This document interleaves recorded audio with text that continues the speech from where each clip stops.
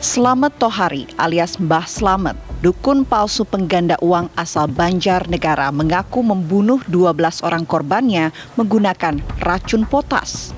Korban ini kan diajak dari rumah menuju sini, itu kadang menggunakan kendaraan korban ya. Kendaraan korban, ada yang nyewa juga datang ke sini.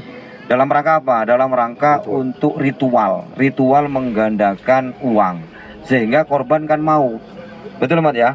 Nah, menggandakan uang di sini, ritual-ritual, kemudian dikasih minum.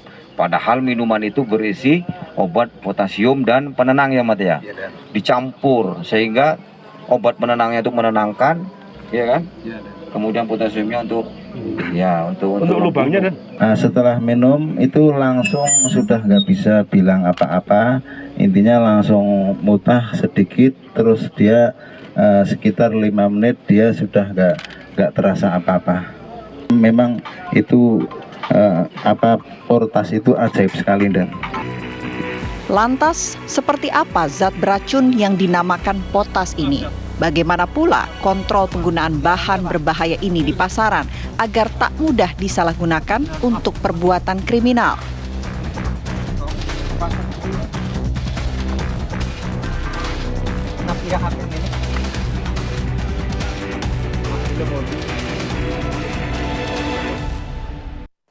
Ya, racun ganas dukun pengganda uang. Ini yang akan kita bahas hari ini bersama narasumber yang sudah hadir bersama kita siang hari ini. Ada Prof. Budiawan, ahli toksikologi dari Universitas Indonesia. Selamat siang Prof, sehat? Selamat siang, sehat, terima kasih. Ya.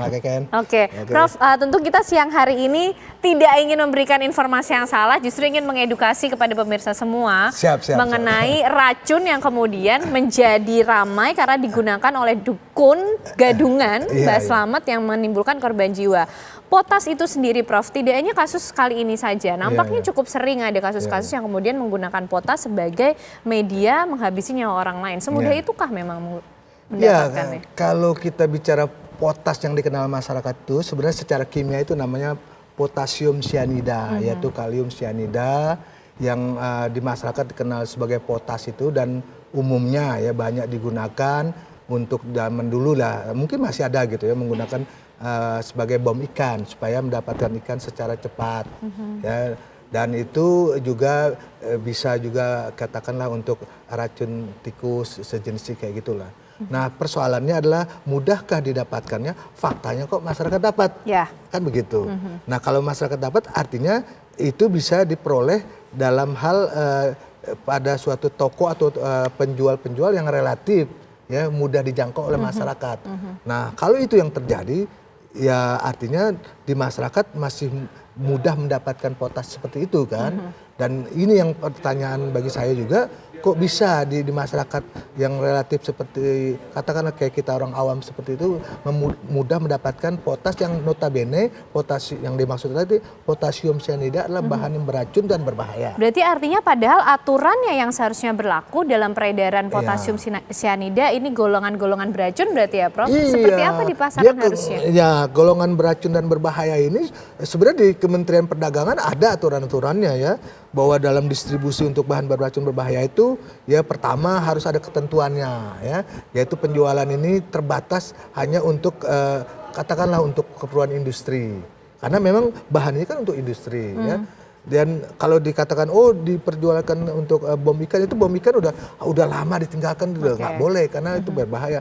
Jadi ada tata cara aturannya dalam hal dari mulai dari pabrik, distributor ya, kemudian reseller itu reseller penjual-penjual itu sudah ada ketentuannya. Apa ketentuannya? Pertama, kalau dia bahan beracun berbahaya tidak bisa dijual sembarangan ya. Ada suatu proses, misalnya ada semacam suatu form isian maksud dan tujuan pembelian itu untuk apa ya, dan kemudian berapa banyak ya, dan untuk apa digunakan dan di mana digunakan, itu harus jelas clear.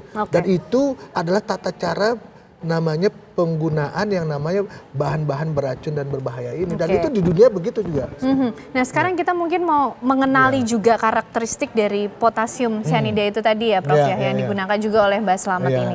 Ini di depan kita nih sudah ada dummy ya Prof, ini bukan potas ya, bukan potas. Kita bisa mengenali potas itu karakteristiknya dari wujudnya atau dari apanya gitu Prof, seperti jadi, apa sih? Kalau kita bicara potas itu potasium cyanida, dalam bentuknya ada yang wudut cair, ya, ada wujud gas. Gas itu biasanya dalam bentuk asam sianidanya ataupun potas dalam tertentu, tapi biasanya asam sianida HCN ya tugasnya.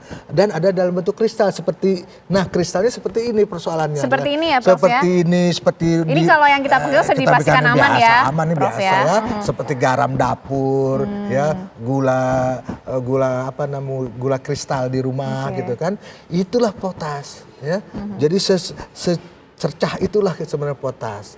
Tapi sifat dari dibandingkan dengan garam dapur, atau garam dapur kan rasa asin gitu ya, gula rasa manis. Nah kalau potas ya nggak manis, nggak asin, ya pastilah agak pahit lah dia itu. Tapi tidak untuk dicoba tidak ya. untuk dicoba. Nah, karena Prof Budiawan ini sudah melakukan riset, jadi dengan takaran yang sudah diukur. Nah, ya takaran yang diukur dan takaran ukurannya ini itulah yang menentukan kapan seseorang itu menyebabkan efek kematian atau keracunan. Ya kalau dalam pengertian ahli kimia sih ada namanya organoleptis kan, dari baunya. Nah potas ini tidak semudah kita bayangkan baunya, tapi kalau ada baunya itu baunya seperti almond ya, baunya apa baunya ya? seperti almond. Almond ya, kayak biji namanya? Kacang almond iya. Ya, kayak gitulah. Mirip-mirip seperti itu potas itu ya. Dia memang jernih, tapi itu beda dengan garam dapur ataupun gula kan. Jadi kalau dia sempat bisa